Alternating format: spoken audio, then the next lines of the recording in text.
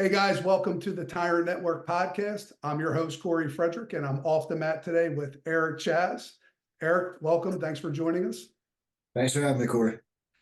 Quick background on Eric, just kind of leading up to today, and then I'm going to turn some things over to him. Eric was a former wrestling parent of Tyrant Wrestling Club, and that's kind of how this whole podcast started, which is, we're one big network, and there's a lot of people that were involved with wrestling and kind of shaped who they are today. So in a nutshell, Eric Chaz is born and raised in Delaware, wrestled from 1st through 12th grade. After graduating high school, went to college for a short little stint and decided that it wasn't for him. He decided to join the military, where he served our country for 4 years in the Marines. Thank you, Eric. Coming out of the Marines, he had multiple jobs over the years, but really kind of worked his way up through corporate America. And we'll let Eric touch on some of those things. But today he is head of customer operations at College Ave, which most of you guys probably know from a student loan or lending standpoint. But recently they've added credit cards, but they're a financial institution. So today, I'd like to cover what wrestling and serving in the Marines has done for you, both personally and professionally in your life. And then two, I'll flip the script a little bit and then just kind of talk about, we'll get into how or why people should or should not go to college.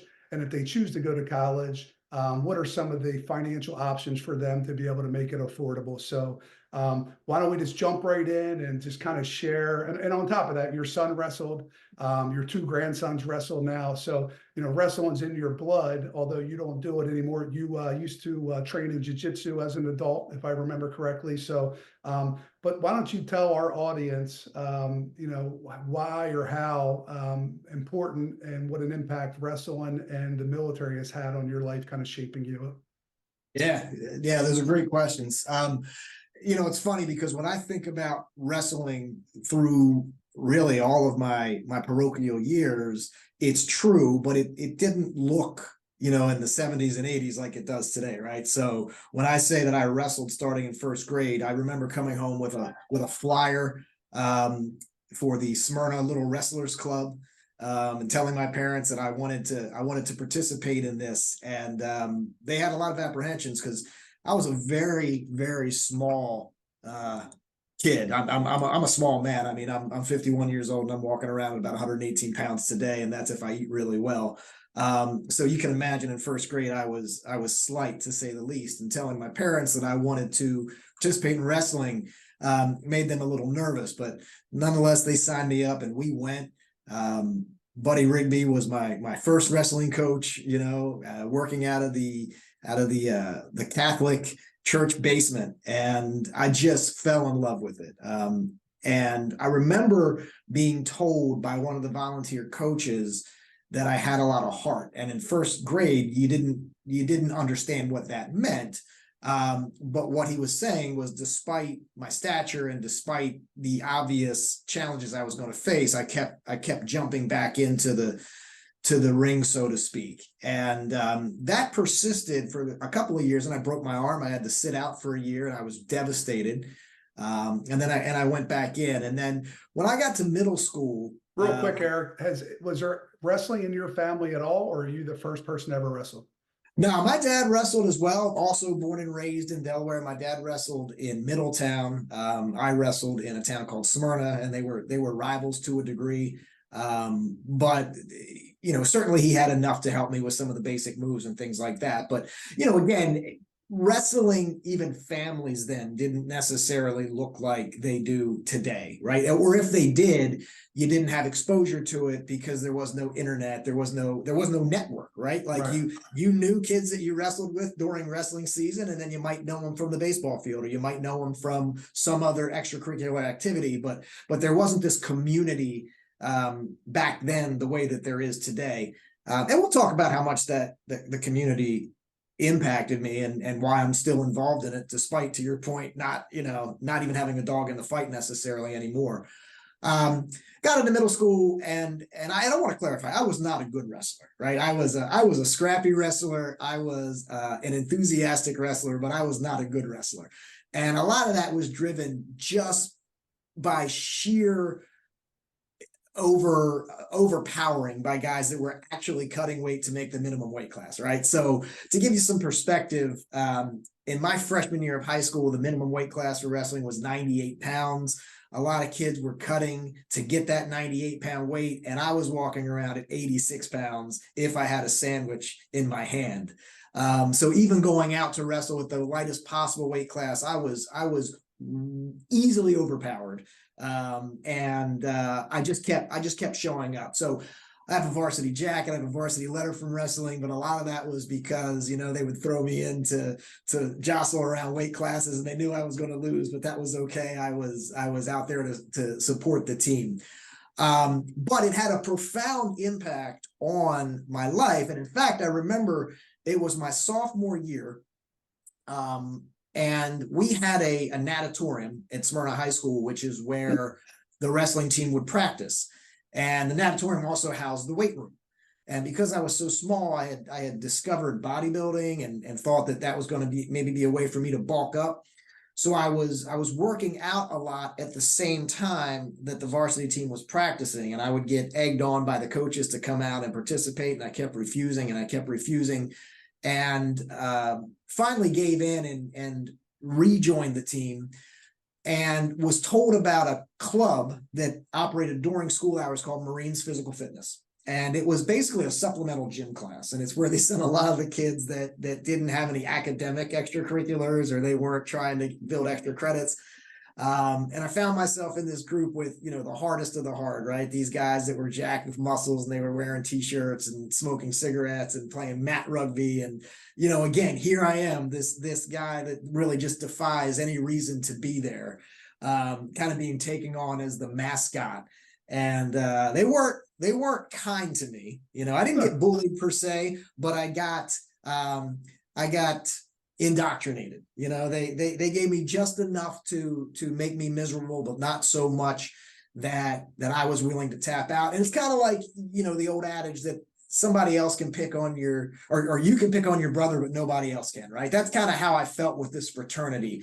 Is I was hanging out with these guys, and they could put me through the ringer, but nobody else in the school should mess with me because all these guys were going to come at them. And that was the first taste I really had of this kind of communal, tribal experience. So kind of my first exposure to the Marine Corps and the idea that physicality was part of being in the military. Leading up to that point, my view of the military was playing with Army men or maybe watching some movies, but I didn't have an appreciation for the pure physicality of a physical fitness test that required a certain number of pull-ups or a certain number of sit-ups or running a certain distance in a certain period of time. So fast forward, as you mentioned, I went to college. I was actually going to be an English major. I was at Dell State down in Dover, and had a philosophy exam. I knew that I wasn't prepared for it. I knew that I wasn't going to pass, so I skipped class and I went across the street to the mall instead, where they had a recruiting station. I'll never forget this. I was standing at a super pretzel in the food court, getting ready to buy a soft pretzel, and this little kid comes and kind of tugs on my pant leg and says, "Sergeant Frederick wants to talk to you." And his name was Sergeant Frederick, incidentally. I just connected those dots. And I remember looking at this kid, and I said, "Who expletive is Sergeant Frederick?" And he just kind of points. And across the hallway there's a Marine recruiter standing outside of his office, and he kind of waves me over. So I go over with a chip on my shoulder, and next thing you know, I'm signing paperwork and going home and telling my parents that I'm dropping out of college because I just enlisted in the Marine Corps. And again, second time in this conversation, I told you they were devastated, right? My dad actually just said, "Oh, son," because was your dad or anybody in your family in the military? Yeah, my dad was a soldier in Vietnam. He's actually got a Bronze Star coming out of that war. Never really talked a lot about his military background, and I think there's probably some reasons behind that. But certainly was not anti-military. It's that he was anti his 90-pound son going in the military, and specifically going into the Marine Corps, and then specifically going into the Marine Corps infantry as an 0311 rifleman, right? So going back to what we talked about earlier and having a heart, in my mind, I was going to pick the toughest branch of service and do the toughest thing that you could do in that branch of service, just to prove to myself and maybe even to my parents that I could do it. And when I say that the backpack that I had to carry weighed as much as I did, that is not an exaggeration. And in fact, I went in on an underweight waiver, and that's almost unheard of. A lot of guys go in the military and they need to lose some weight, so they go in with a waiver that says they're gonna trim down before they're allowed to graduate boot camp. Well, I was the other end of that. I went in, and first I had to get cleared to say that I was healthy enough to join the military, that I wasn't anemic or there wasn't something physically wrong other than just being small. And got cleared and went in, and they said, look, you've got to weigh a certain amount before you're going to be allowed to graduate. And this is long before, exercise science and any real attention to diet. So their solution to my underweight problem is that they were going to take the cake off of all the fat guys' trays and put it on my tray. And they weren't allowed to eat it, and I had to eat it. So to this day, I won't eat birthday cake because every day for 13 weeks, I had to eat, 6, 7 pieces of sponge cake with that thick icing, because the math was we fill this kid with enough calories and he's going to weigh enough to graduate. And I did. I think the minimum weight was 111. But I think I got up to 111 and I graduated, and then off I went into the Marine Corps proper. I went on to the School of Infantry Marine Combat Training, and then ultimately got stationed at Quantico, Virginia, which is both the home of the officer candidate school where they put Marine Corps officers through their version of boot camp, but it's also the home of the FBI Academy. And I spent a lot of time working with the FBI Academy and with these up and coming officers, teaching, oddly enough, hand-to-hand combat and small arms weapons training. So, how do you think wrestling helped you in the Marines? Well, it proved to me that a small guy with enough perseverance and enough of an FU attitude could go into environments like that and come out unscathed. It taught me very early on that nothing was going to be given to me, that everything that I pursued was probably going to suck until I mastered it. And I was probably going to have a little bit of a harder time than anybody else. That's how I always felt, whether it was athletically, whether it was academically. I always felt like I needed to try a little bit harder than everybody else, but that was okay.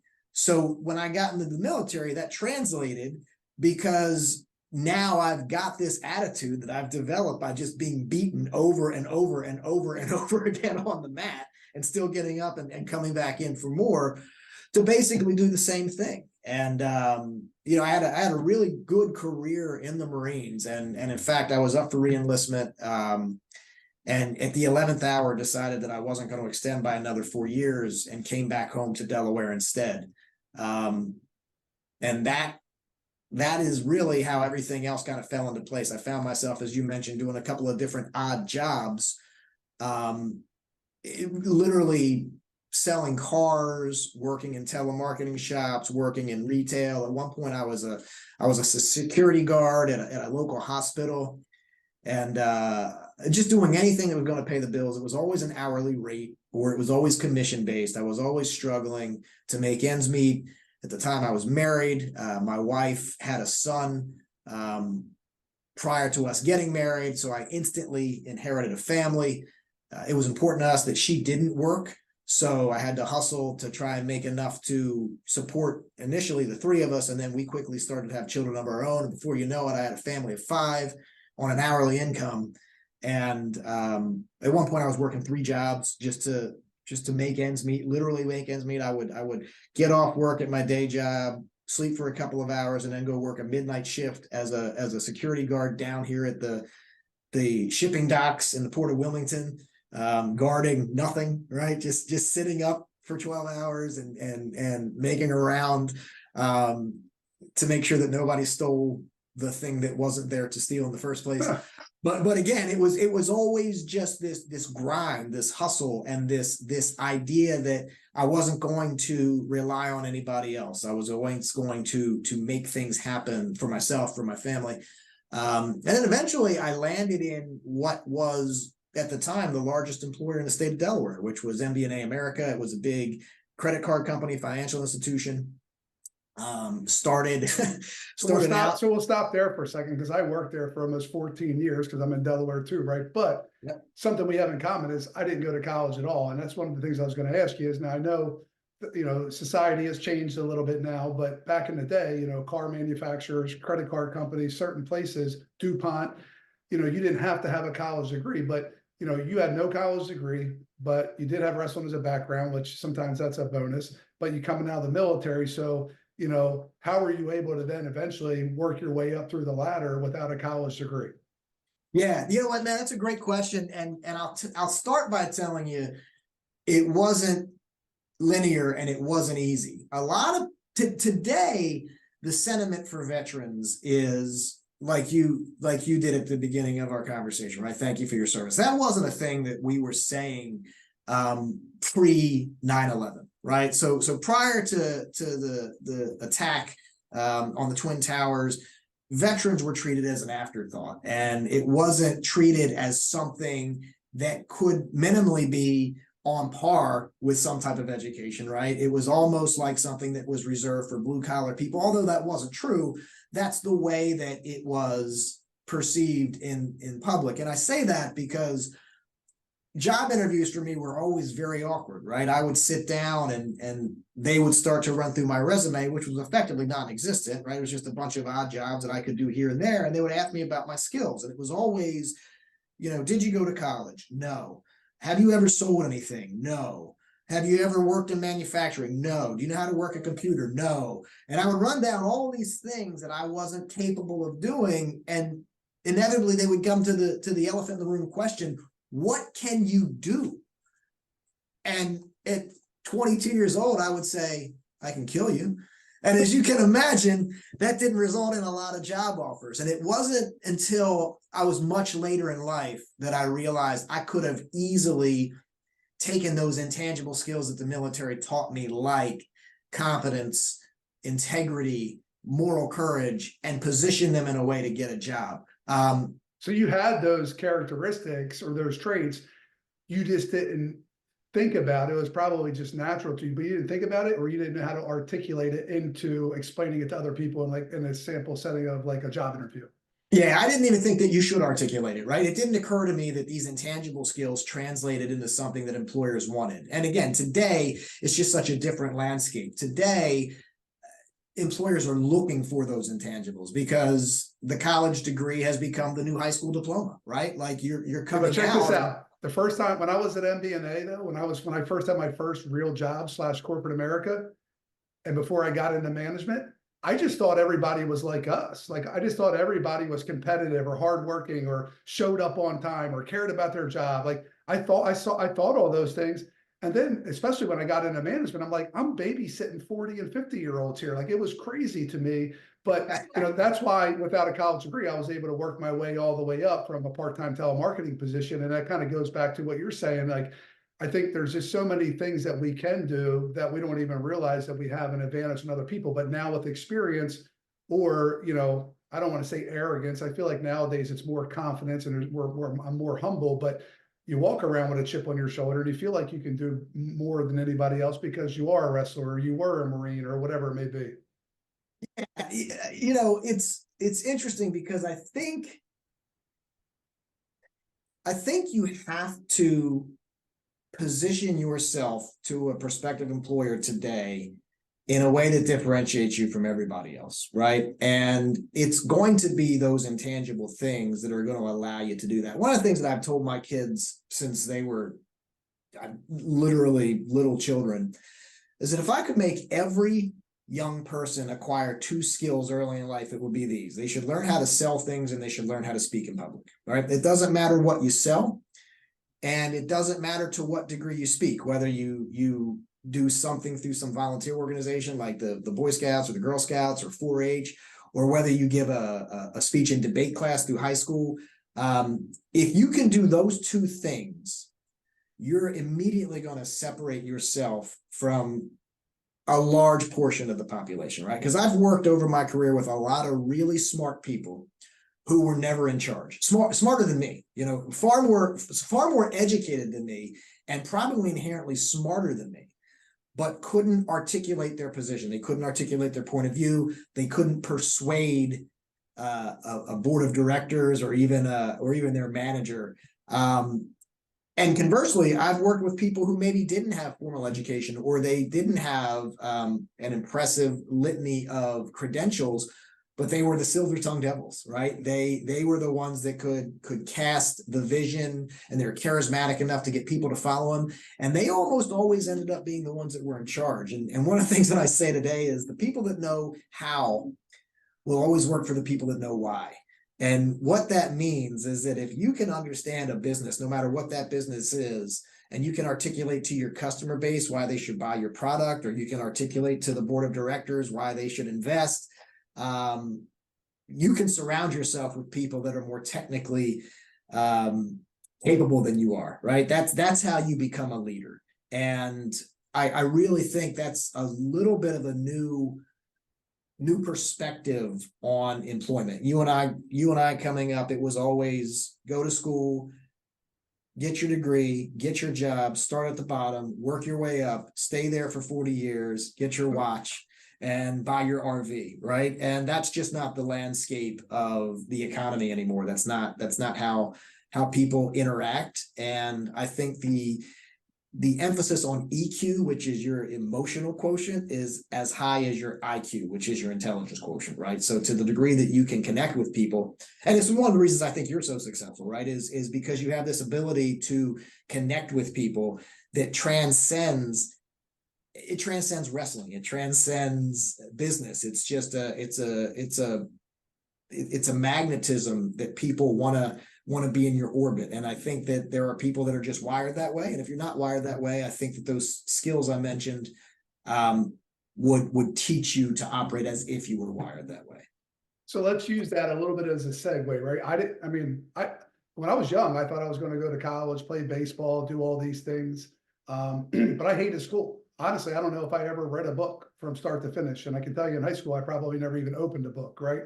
But giving up football and giving up baseball and then just focusing on wrestling, and then other things I probably shouldn't have been doing, right? But and then starting a family real young, like I just was ready to leave school and go and start working and doing things. And I really didn't know where the hell I was going to go. As a matter of fact, I had a decision to make. I was working part-time telemarketing, and I was coming upon graduation of high school.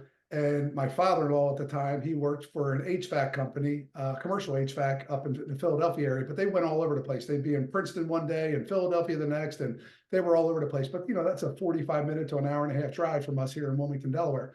Or, I was part-time telemarketing at MBNA, and I could try to work my way up. And that's eventually what I did, right? I stayed there in the office. I treated it like it was a match every single day. And, the way they had things structured, you could become top performer. You could get, you were financially incentivized, all those things. But no matter what job I had there, I wanted to be the best. So I'd have to go back. I think I had like 13 promotions in 11 months when I first started. But I just hated school, right? And if I went to school, I probably would have wasted a lot of time and a lot of money unless I was strictly there for sports, right? And I sure as shit didn't know what I wanted to do with my life. And at a certain point in time when I was young, I was like, you know what? I love working my hands. I love doing carpentry. I'll just be a carpenter and I'll make $35,000 a year and I'll be good. Well, $35,000 a year isn't going to go real far, right? Even back then. But, even back to you, right? Okay, so you come out of the military, what do you do now? Well, you had a bunch of hourly jobs, multiple jobs, you're a security guard, you're all these things, but now you've worked your way up over the years and you're head of customer operations at College Ave, right? So, from the outside looking in, somebody's gonna be like, man, this guy, he must have went and got his master's degree, right? You're very well spoken, you're intellectual, you're smart, you've got great communication, you're all these things, you support your family, like all these things you do, but from the outside looking in, you're extremely successful. So, we could probably have a whole separate debate on how or why kids should go to college, and we could talk about that briefly. But, I think now, like I remember talking to a buddy of mine who was a principal at a VOTEC school, and he said, you'd be surprised how many kids go off to college, whether they finish or they don't, but let's say they go and get a 4-year college degree, they graduate, and then they come back just to get into a trade, plumbing, heating and air conditioning, electrical, whatever.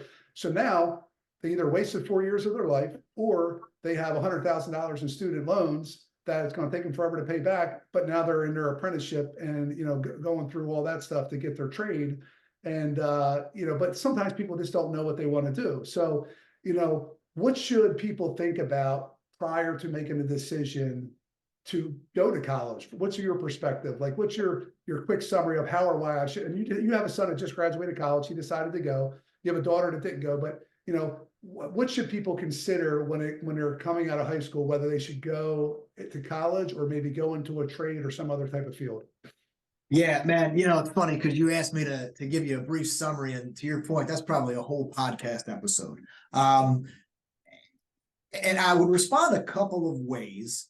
And I would tie it back to wrestling, but I would tell you that you should answer your why if you are making the decision about whether to do anything, whether you're going to college, whether you're joining the military, whether you're going into the trades.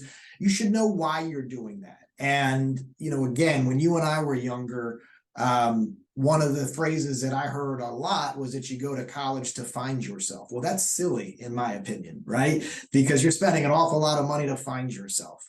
I think you should go in with some plan that you are going to use that time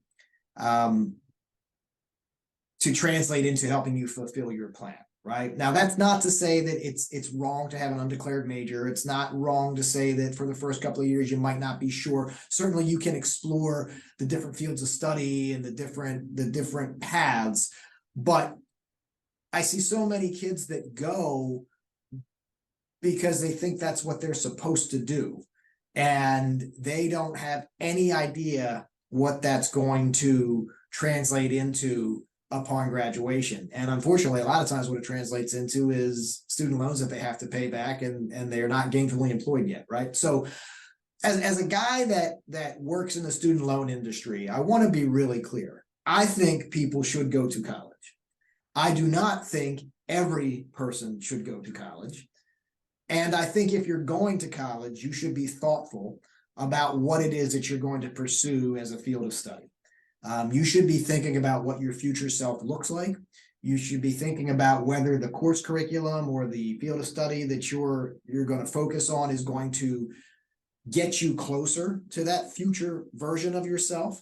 And then you should really double down. And how I would tie that back to wrestling is that you should early on decide you want to be a specialist, right? So, you coached my son for years. He's built like me. He was never going to be the most well-rounded wrestler, nor did he need to be, because he was very quick and he was very hard to stop from neutral. So what you taught him to do, and what we reinforced, was just learning how to do those 1 or 2 or 3 things so well that even if someone knew you were going to do it, they couldn't stop it. And I would say that's the same thing when you're thinking about pursuing college or when you're thinking about getting into a career. You don't have to be perfect in everything. You don't even have to be good at everything. You need to be great at 1 or 2 things, and then surround yourselves with people that are going to fill in the gaps, right? A dual meet is won by the totality of its wrestlers with their different skill sets, not because every single wrestler on that team is a stud, not because every single wrestler on that team is going to be the next Cale Sanderson, right? My job on the wrestling team was to lose, right? So they could bump our better guys up into these other weight classes. And I look at academia and I look at the workforce as being the same thing. Become so good at whatever it is that you do, they can't ignore you, right? Abe Lincoln said, whatever you are, be a good one. And that's what I would say today is, if you're going to go to college, then be a good student. Don't go to college and waste 3 years, air quotes, finding yourself. If you're going to be a tradesman, get into an apprenticeship, whether that's through a private employer or through a union, and become the best at that trade. I just feel like people are so judged if they don't go to college, or if they are going to be a tradesperson or whatever. But honest to God, like with all this new AI stuff, AI can't go and put a new roof on your house. AI can't come and fix my air conditioning, right? So like those blue collar jobs are going to be around forever. Yeah. And the thing is, like for college, like before, one, I think if you're an athlete and you can pursue another 4 years of playing sports and building a network, and that's really a lot of what college is, right? Just like us, it's building a network of people, right? So, but a lot of times they're not taking advantage of that. They're just partying or maybe going to class or doing whatever, but they're not building a true network. But building a network, playing sports, doing those things. Otherwise, it's really just 4 more years of postponing being an adult and having to pay bills, right? Yeah. So it's back to your point. But like, if I want to go down the street and get a job somewhere, first thing they want to do is know if I graduated college or not, and I could be the same person. So I'm at a disadvantage now if I don't have a college degree. So, but I say like, if you're going to be a preferred professional, if you're going to be a doctor, a lawyer, a nurse, if you're going to be a school teacher, if you're going to be something that requires that education, then you got to go to school. But if not, you should really think hard about it, right? If you're going to go and get a history degree just to get into banking, then why? Yeah.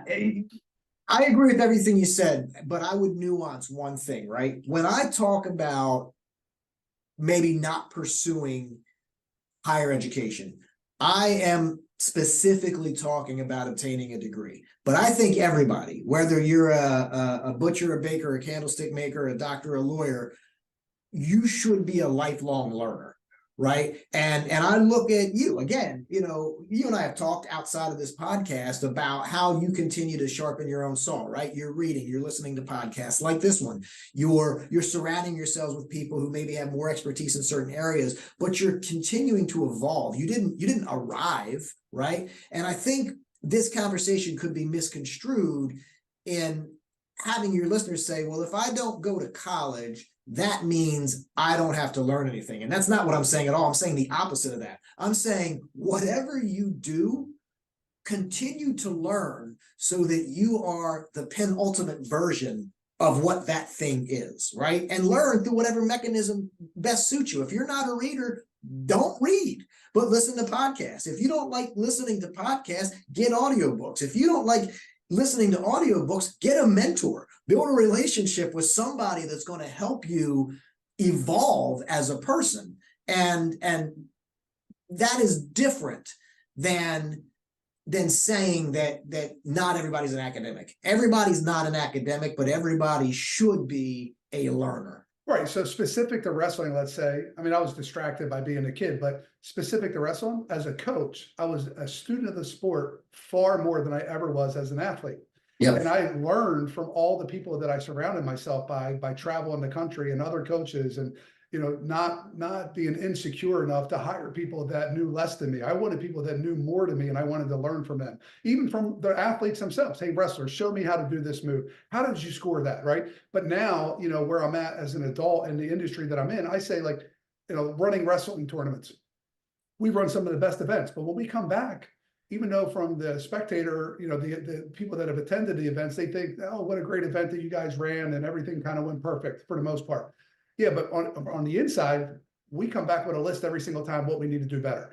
Right. I'm constantly talking to people in our industry all the time. How can I learn more? How can we be better in anything, whether it's real estate, the sportswear company, the wrestling tournaments, whatever it may be. But I said, hey, if I would have been, the honor roll student if it was running wrestling tournaments, because I care about it. I'm passionate about it.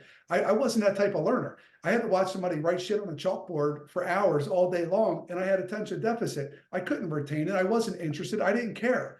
But if you took me out and you showed me, like, we were going to build a house together or put an engine together in a car, and I physically could do it with my hands, and I can't watch you do it, I got to do it with you, but then I could have been an expert, right? But there's only one, it's at least at high school in the lower grades, there's only, like, a traditional school is only one way of teaching, and everybody can't learn that way. That's the problem. Yeah. I think that's changing, but you're right. I do think people are waking up to that idea. You're seeing this introduction of charter schools. You're seeing these Montessori schools and these different ways of learning. They're starting to cater to different minds, right? Different types of thinkers. That we homeschool two of my grandchildren, and one of the reasons we homeschool is because if I put my youngest or my middle grandson in school, I'd get a call every day to come pick him up. He is just incapable of not being disruptive. He got put in timeout at wrestling practice the other night, and I said, "How disruptive do you have to be to be put in a corner in the most chaotic, adrenaline laden environment. I was like, how much off the charts do you have to be? And imagine what that would look like for him if he was being asked to sit at a desk and do exactly what you just described, right? Watch the chalkboard or learn or write his letters. So the way that we approach teaching him is very different than the way that we approach teaching his brother. Do I think he's smart? I think he's brilliant. Do I think he's going to set the world on fire? I really do. I look at him, I'm like, that kid is going to run things someday, but he is not going to get there through the traditional path. So I think people are waking up to that. I mean, one of my buddies, he has 3 kids under the age of 10. And like you said, he stresses sales and communication, all those things. And he owns multiple businesses, but all his kids can read a P&L, right? Right. And there's many business owners that they don't even know their own numbers. And yet his 10-year-old can read a P&L and explain what it is. Right. Right. And that's real life things that are going to help, that are actually going to help you. Not remembering, whatever science experiment that I did. But anyway, we could probably talk forever. So let's transition a little bit into why some people are probably going to listen to this is I am going to go to college, and how the hell can I afford to pay for it? Especially, look, when I was taking my daughter on college visits, every college was under construction. No wonder it costs so much money, right? They got to pay the bills, and everybody's trying to it's a business. They're trying to outdo each other. But you can pay in full if your parents are that you can afford it, right? Or you can afford it, but you can just pay up front. Otherwise, you have things like financial aid, you have grants, you have academic scholarship, you have athletic scholarship, you have student loans. I mean, you can even have an on-campus job that helps with some things like that. And shit, nowadays, if you're lucky enough, if you're a great enough athlete, you could also earn NIL money, which could really help as well, offset some of your expense. But so if you want to just maybe talk a little bit about the difference of some of those things, and then, eventually kind of get into if they need a student loan, what are some of their options? So, what are like financial aid? You earn it from a financial perspective and you don't have to pay it back, right? An academic or an athletic scholarship, you earn it, either from academics or you earn it because of your athletic ability, and you don't have to pay it back. Same thing, you can be writing and applying for grants, but then ultimately student loans is something like buying a car or a house. You're going to have to pay it back. So whether you graduate or not. So can you just touch on maybe a little bit of each one of those areas, and then ultimately explain to people, how they go about getting a student loan or the different types of student loans? Yeah, there's a lot in that question, and I think it's helpful to take a 3-tiered approach to paying for college. Get your free money, get your cheap money, and then take your loans, right? And when I say that, what I mean is, first, do the thing you said out of the gate. If you can afford to pay for college, you should pay for it. If your parents can afford to pay for college, they should pay for it.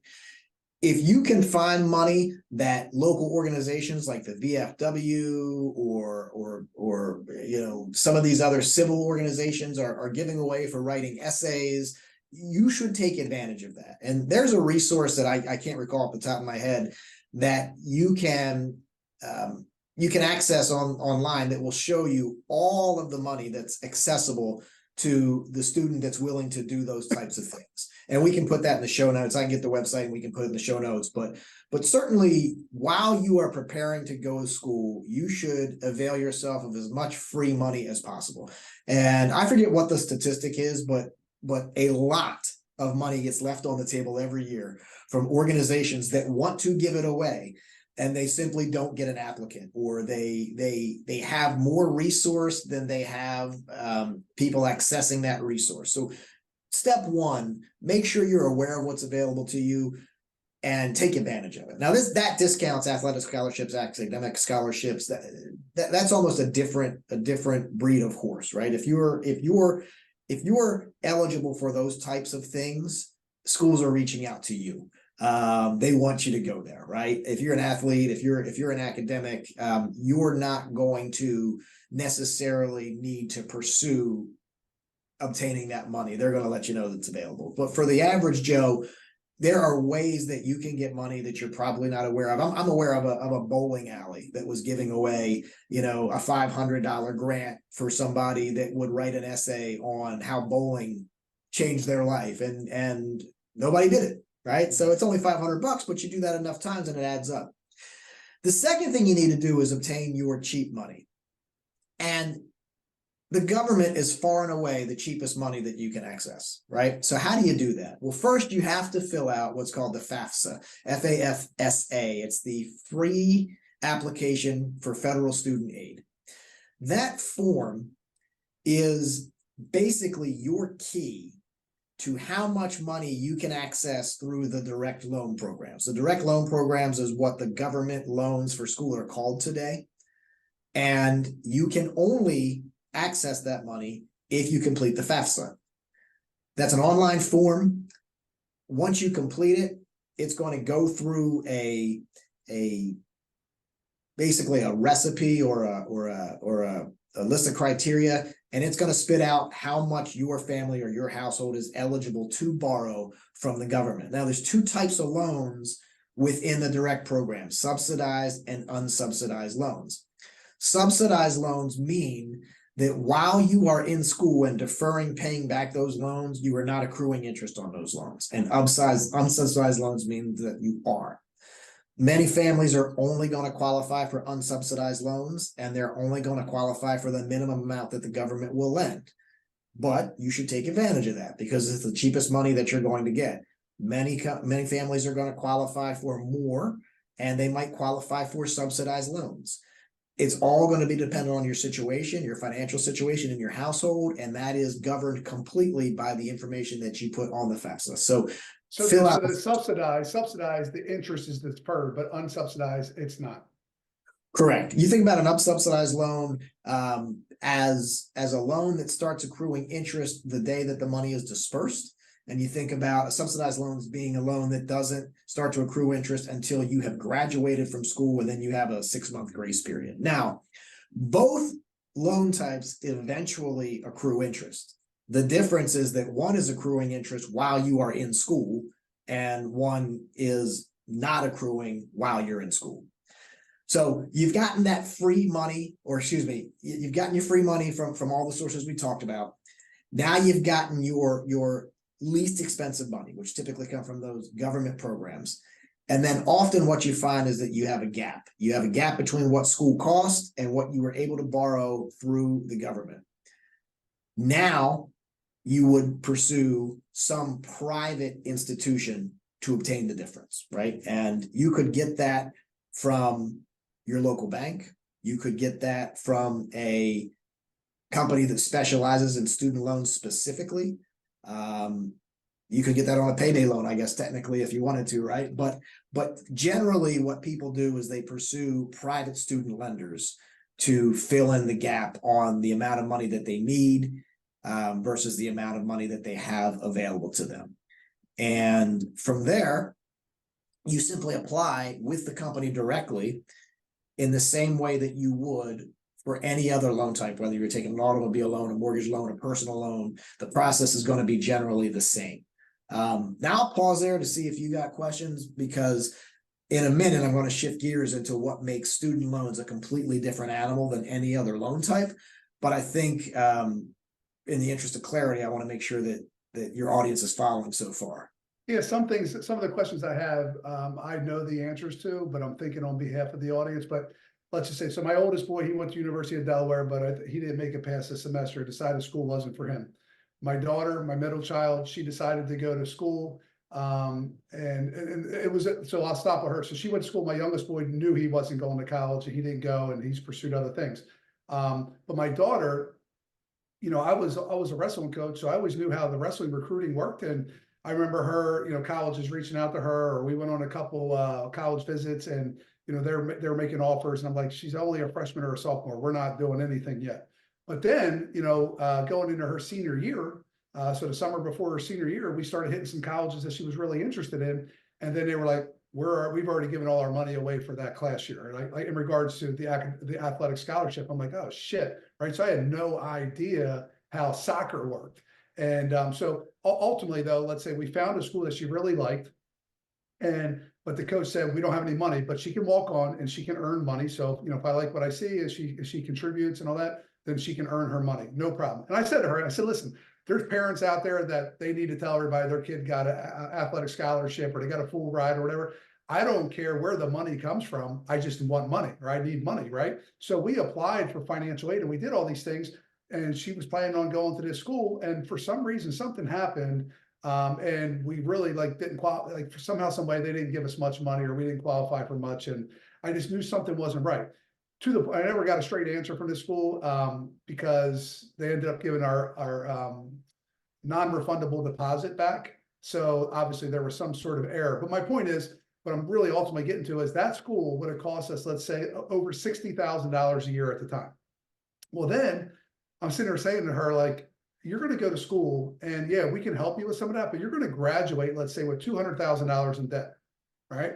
So, or I think we need to check out a couple of these other schools, and if you find what you like, but it's more affordable, then we have to make a decision. I basically told her, and it was very tough. Like, she already got fitted for her soccer uniforms and all this stuff for school, and she's getting ready to report to camp, and the fall's almost among us.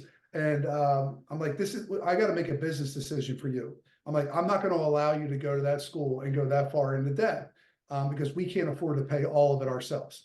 So we end up going and visit a couple other schools. She decides she ends up going to Lynchburg College down in Virginia. And the cost of the school was very similar, but when she went there, she got financial aid, she got academic scholarships, she got all these things. So instead of paying 60,000 plus a year, it was about 15,000, give or take, right? So that's a huge difference. That's like the cost of going to a Delaware high school private school here, right? Mhm. So it was either go to school for 4 years for the price of 1 year at the other school and graduate with little to no debt, or go to this other school and you're going to graduate with a ton of debt, and we don't even know what you're going to do yet, right? So she ends up going to this other school, and because it was more affordable for us, we ended up paying for everything, and she graduated with no debt whatsoever, right? So she came, and she ended up, she originally thought she was going to be a doctor, which there would have been a lot more debt, right, going to med school.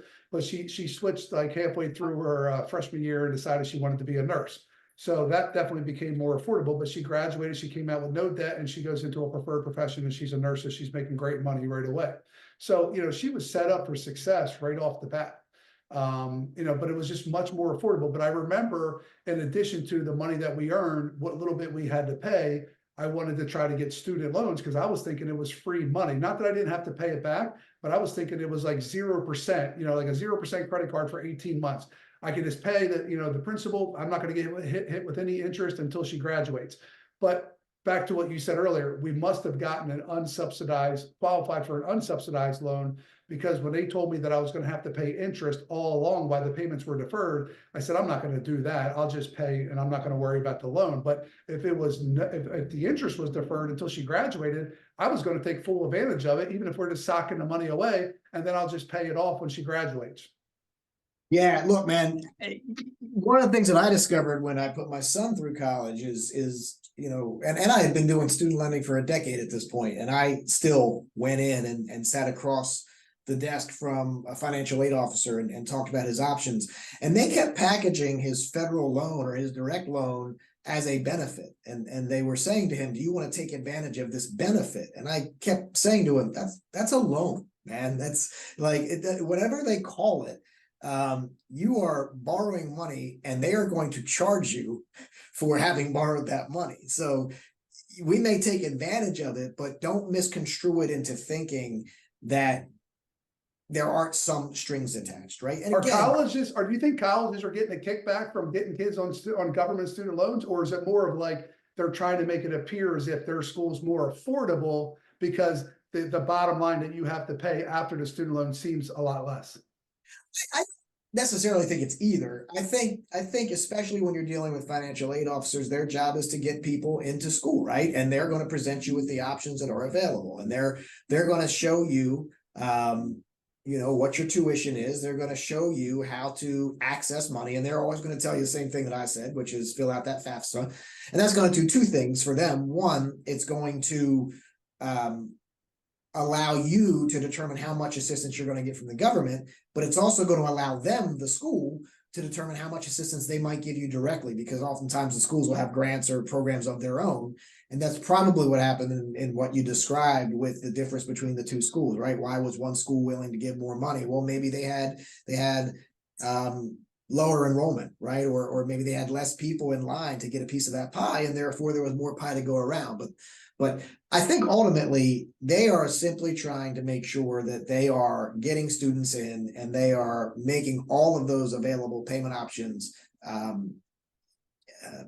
visible or clear to the students, right? But sometimes I think the language and the things that they use is not necessarily intentionally inaccurate. It's just it could just be a little confusing, right? Because again, it's not a benefit, it's a loan. If you get a direct loan, whether it's subsidized or unsubsidized, eventually you're going to have to pay back the amount of money you borrowed, and you're going to have to pay interest on the amount of money that you borrowed. That's the cost of what you borrowed, right?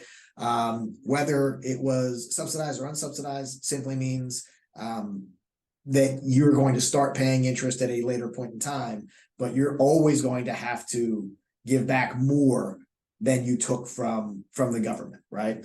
And the same would be true with your private student lenders, and that's true, man, on any financial services product. I really think that calling them loans is a bit of a misnomer, right? And I get frustrated, and I want to make sure I package this carefully. Again, this is what I do for a living, but you know, the boys, my grandchildren start wrestling, and I don't know if they're going to stick to wrestling, so I want to borrow some wrestling shoes. And I come over to you, and you've got a shoebox full of used wrestling shoes, and I borrow them for a year until they outgrow them, then I give them back, right? That's a loan, right? That is the true definition of a loan.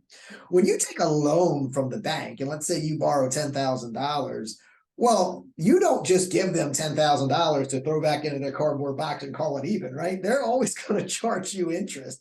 And from my perspective, that's a sale. So I think what companies do is sell money, and the principal or the amount of money you borrow is the product, and the interest or the amount that you pay above what you borrowed is the cost of that money.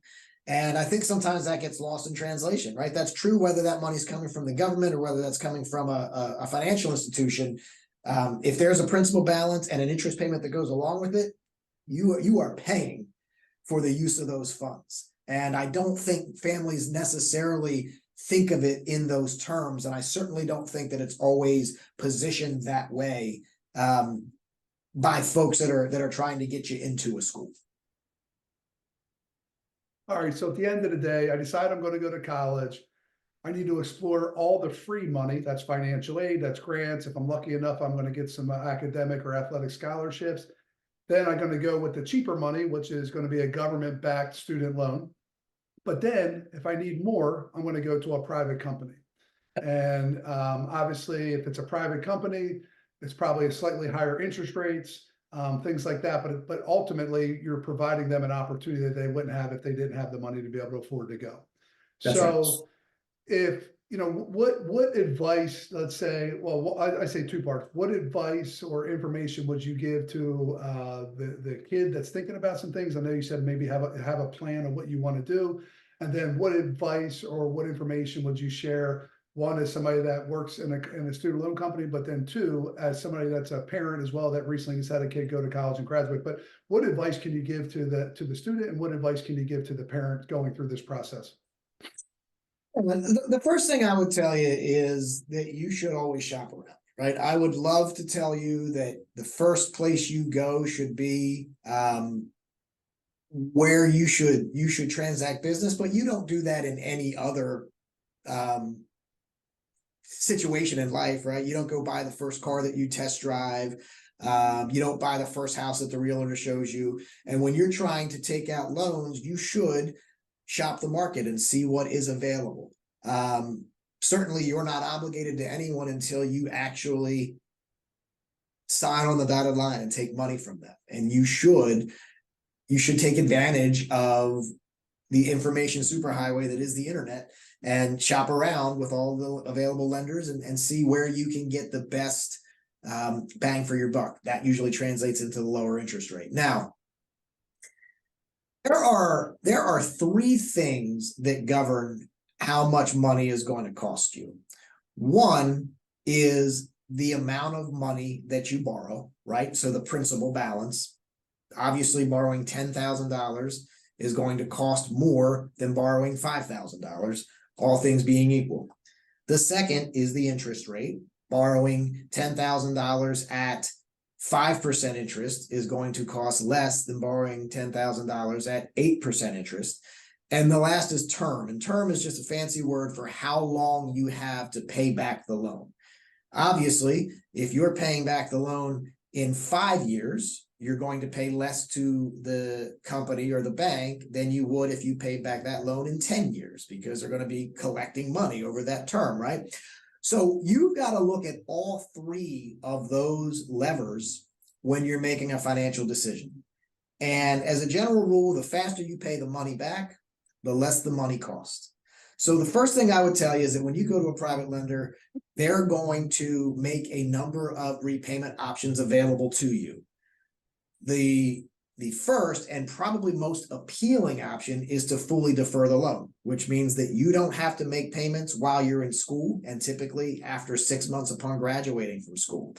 And that's appealing, but it's also expensive, because the whole time that you have that money sitting, it is exactly like a unsubsidized direct loan. That interest is accruing the whole time that you're not making any payments on it. And then when you graduate, you've been accruing a cost all along. The second thing you should do is, so you should make payments as quickly as you can if you are able to. Some people don't have a choice but to defer their loans because they truly don't have the means to take on additional financial obligations. So I'm not saying that fully deferred loans are bad. I am saying that fully deferred loans are more expensive than loans that you are making payment toward while you're in school. Obviously, the second thing that you should look at is the interest rate, right? And you should try and get the lowest rate that's going to be available to you. And the only way that you'll know that is by shopping around. Many companies offer rate discounts if you take advantage of things like auto pay, or if you sign up for paperless statements. You should take advantage of those things. Even if it's a 0.25% discount, 0.25% over the life of the loan adds up. And then the last thing that you have to take into consideration is how much money are you going to borrow? There is a difference between what schools call the cost of attendance and the tuition of the school. The tuition of the school is how much it costs just to put your butt in a seat in a classroom. The cost of attendance is how much these other things cost, like room and board and meal plans. And maybe you have a little bit of money that you need in order to obtain a laptop, or to obtain, other things you might need to get through a semester. Well, to the degree that you can pay cash for those things, you should, because if you borrow, the school will allow you to borrow up to that cost of attendance, but you're paying interest on it, right? So I see a lot of families that would take advantage of the loan in order to effectively cover an entire year of living expenses. And if you have to do that, it's available to you. But if you don't have to do that, you should try and assume as much of the burden as possible towards paying for higher education, or understand that it's going to have a cost. Does that make sense? So I know if you go to buy a house, if you go to buy a car, depending on your FICO score, it's going to determine your interest rate, right? If I don't pay my bills on time or have a lot of debt, my rate could be higher if I even get approved.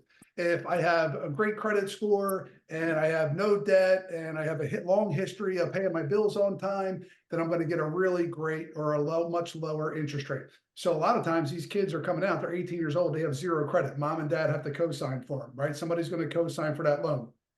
Are the rates based on that parent's FICO and their credit history? Or yeah, that's a great question. Yeah, so that's a good question. I think that it's overly simplistic to say that it's based on your credit score. Most lending institutions today, products, have developed proprietary custom risk methodologies to determine what rate they're going to charge a customer, right? Certainly your credit score is probably part of their in-house calculation, but there are lots of other factors, and each lender is going to have their own secret sauce that they're not going to disclose. But what they are doing certainly is determining the risk profile of the borrower. And the higher the risk, the higher the cost, especially as it relates to interest rate, right? I always explain it to people by comparing it to auto insurance, right? 16-year-old boys cost more to insure for automobile insurance than 40-year-old women. And the reason is simple. 16-year-old boys wreck cars more frequently. Therefore, the insurance company is taking on a higher degree of risk by insuring a 16-year-old boy than they are a 40-year-old woman. As you get older, you start to age out of those expensive prices because you are establishing yourself as less of a risk. Lending operates in exactly the same way. To your point, if you have no credit profile, if you've never given any indication to a lender that you have the ability or the willingness to pay back a loan, they're going to charge you more to hedge their bet. As you season and age and start to build yourself a profile and gather attributes that show that you're maybe not as risky of a proposition, you're typically going to be rewarded with a lower interest rate. So yeah, it is based on risk profiles. No, it's not necessarily driven by credit score the way that it was when you and I first started in financial services, 30 years ago. So the other thing is, now I actually did a career day. I spoke at a career day for a local high school last spring, I think it was.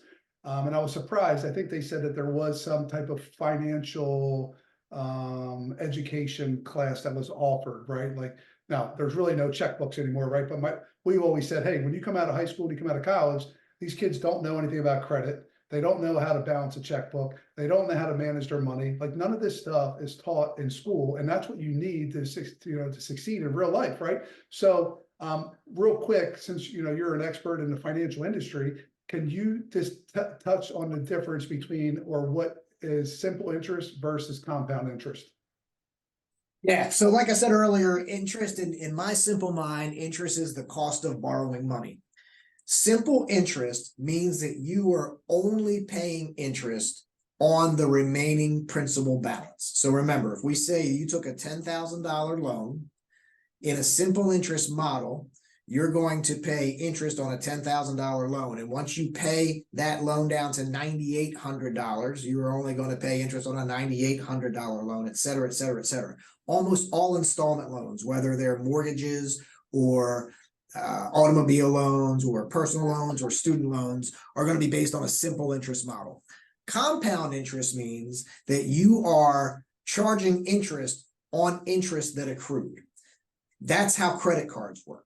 So if you take a $10,000 loan on a credit card, and let's say that during a billing cycle, you earn $80 in interest, once that cycle is over, you start to pay interest on your $10,080, right? Instead of that static principal balance. So it's really just a more expensive way of calculating interest. And as a general rule,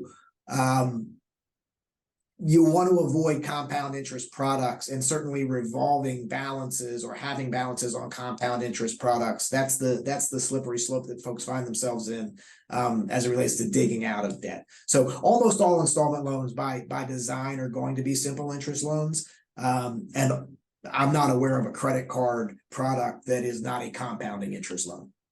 And that's why people are in debt their whole entire lives, especially if they're making minimum payments, right? So. Well, that's exactly right. So let's just say, in general, in life, any other wisdom you want to share with our audience, just anything in general, whether it's directly related to going to college on the financial side of things, or wrestling, or the Marines, or just life in general? Yeah, man, look, I could talk to you for another 3 hours about all of these topics. I really think that the best advice I can give is the advice that I gave earlier. Number one, be a lifelong learner. No matter what it is that you're doing, don't think you've arrived. The smartest and most affluent people that I know are always getting better, right? No matter how much money they've earned, they're trying to learn how to earn more. No matter how accomplished they are, They're always trying to accomplish more.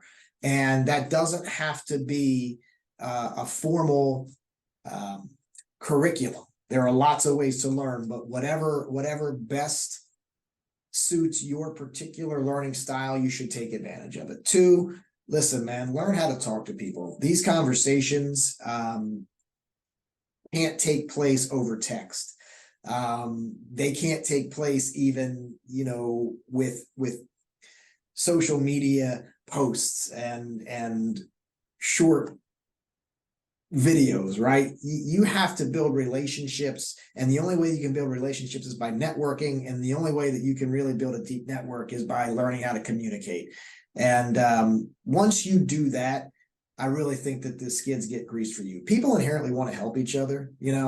We secretly root for each other, and I think when a successful person surrounds themselves with another successful person, they tend to boost one another towards finding even greater success. And it's really, really hard to do that in isolation. So if you're a wrestler, look at the network that you have today. That might be your dual mate team. That might be your club team. That might be just your circle of friends. And understand that that's never going to change. You're always going to have a community. You're always going to have a network, whether it's coworkers, whether it's people you go to church with, whether it's people that are in your local union. And investing in those relationships, learning how to communicate, learning how to network is really, I think, the single most important ingredient in a recipe for a successful life.